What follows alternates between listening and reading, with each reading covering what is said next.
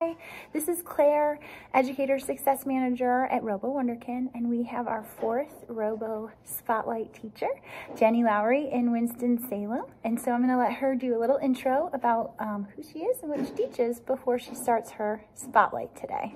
Hey, I'm a K-5 STEM teacher, and this is my second year in STEM.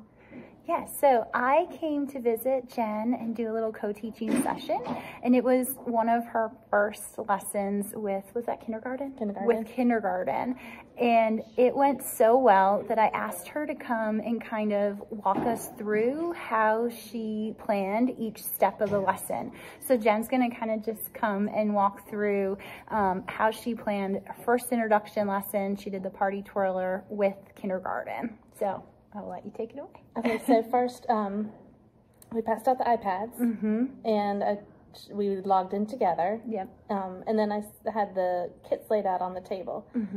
So I sent them back to get a brain and bring the brain back. And then we connected the brain. And then I showed them how to get to the party twirler. And we spent some time talking about what pieces they would need to build the party twirler. And then I sent them back to their table, and they used the lid like a carrying tray. And they put all the pieces on it that they would need. And then they brought it back, and then we built it step by step. I thought it was really cool. So Jen kind of, every step the kids kept having to get up. Like, so they all started at the carpet, like she said, and she kind of talked about the orange block, and they had to get up and go get the orange block and then bring it back to the carpet. So she had a lot of this controlled movement, which was really cool. Why do you think through that, or have you experienced that just works better with them? So I've heard that, kindergartners have like 5 minutes of attention span. Oh, I love that. And so anything I can do to get them up and moving helps. And keeping the materials away from them helps them focus. I really loved that, and that it's true. Like, you were kind of in this 5-minute kind of increment. So she had to give the orange cube, and then another thing I thought was really cool, when she was telling them about the pieces they'd need for the party twirler. So she went through, and they each needed a piece. They were set in partners, and they had to kind of create a plan with their partner of which piece, like, you're going to get the blue cube, you're going to get the green cube, and they created like a plan.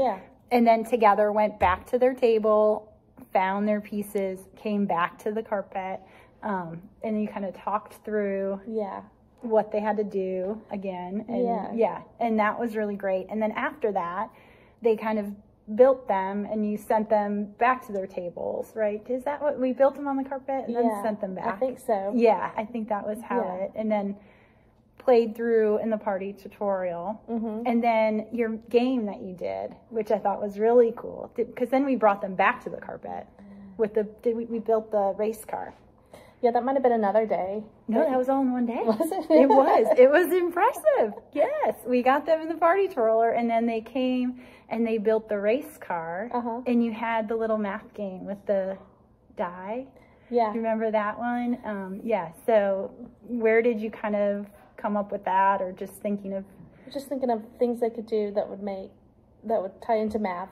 And use Robo at the same time. So they had, I think it was shapes. Or no, the die. They had a die and the numbers, and I think they had to match. They rolled the die, and then they had number cards on the table. And they had to race the Robo to the number card, like whatever matched the die. And I thought that was another really cool way, again, of kind of controlling their behaviors around the Robo, because as we know, if they have the race cars, they kind of go crazy. And this was a really neat way for them to learn how to use the race car, but they had a focus on matching the numbers with the die and figuring out how to get their robot to that station or that number. So I thought it was really great. Thank you. And we just wanted to spotlight that idea. I think it's a great tip to think about that 5 minutes and keeping them on the carpet and back and forth, and just how many places can you add in these steps. And you did a really great job.